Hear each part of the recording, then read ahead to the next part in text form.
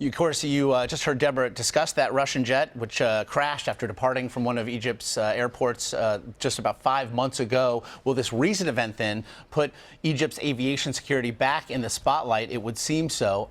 Really asking the question, how could something like this happen? One man, perhaps, to answer that, former NTSB Chairman Mark Rosenker. He joins us now by phone with more. And first, Mark, again, many conflicting reports still at this hour, but based on what you have heard and seen, what do you make of the situation? A very disturbing situation over there, to have the ability to actually get on board an aircraft, take over the aircraft, have the pilots do what this individual wanted them to do. These days, after September 11th, it is hard to believe something like this could actually go down. As secure, then, as planes can be, it does suggest that fundamentally a plane is still vulnerable to a simple verbal threat. Absolutely. And as we know, transportation is the target of the terrorist community, whether they are able to either take an aircraft over or, in fact, place a bomb on it. We know that that can happen. We were speaking to a counterterrorism expert earlier today who discussed the protocols involved with pilots essentially knowing what airports to go to in the event of this. Again, there have been conflicting reports. It would appear that the hijacker, the suspect in question, may have had a Cypriot ex-wife he was simply trying to make contact with. What does it say to you that an airplane leaving Egypt and Egyptian airspace made its way to a neutral country? This, again, is very disturbing. It seems to me that if this individual needed to get to the destination to see his wife, it would have been a lot simpler to buy an airplane ticket and go there without all of these problems. There's more to this, I believe, than what we're seeing at this moment. Again, we have referred to the Russian jet taken down over the Sinai some 5 months ago.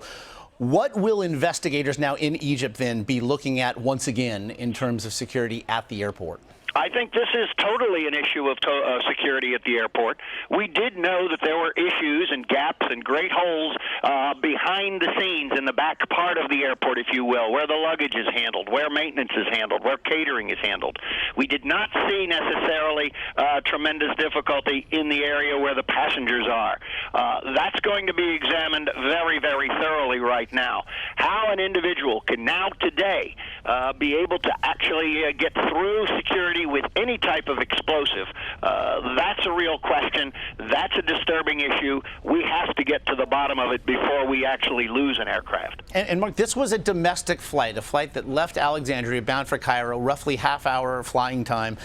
Is there a difference in the level of security between domestic flights and international flights? Well, depending upon where these airplanes are going to, there are protocols that everyone signs on to that agrees that if you're coming into our country, you have done certain things. I know you oversaw some of the security protocols put in place after 9/11. We did see, again, this plane make its way to the Cypriot tarmac, and we saw, to the best of our knowledge, that the cockpit did not appear to have been breached. We saw crew members, we believe, leaving the plane through the cockpit just prior to the hijacker's arrest. Is there any good news to take from what we've seen? Well, the good news, if there is any at all, is that no one was hurt. The aircraft was able to get onto the ground.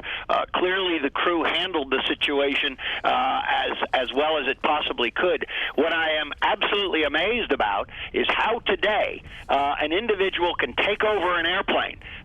Certainly, we have seen, as we saw with Flight 93, a recognition that to have a hijacker on board is not going to traditionally end up with a good ending, and that typically passengers and crew would try to overtake the individual. But in this case, obviously, it did not happen. But again, we're very early in this investigation. We do not know actually exactly what happened and how the crew worked to try to make sure that we had a good outcome. So many questions demanding answers at this hour. Mark Rosenker, we appreciate the time today.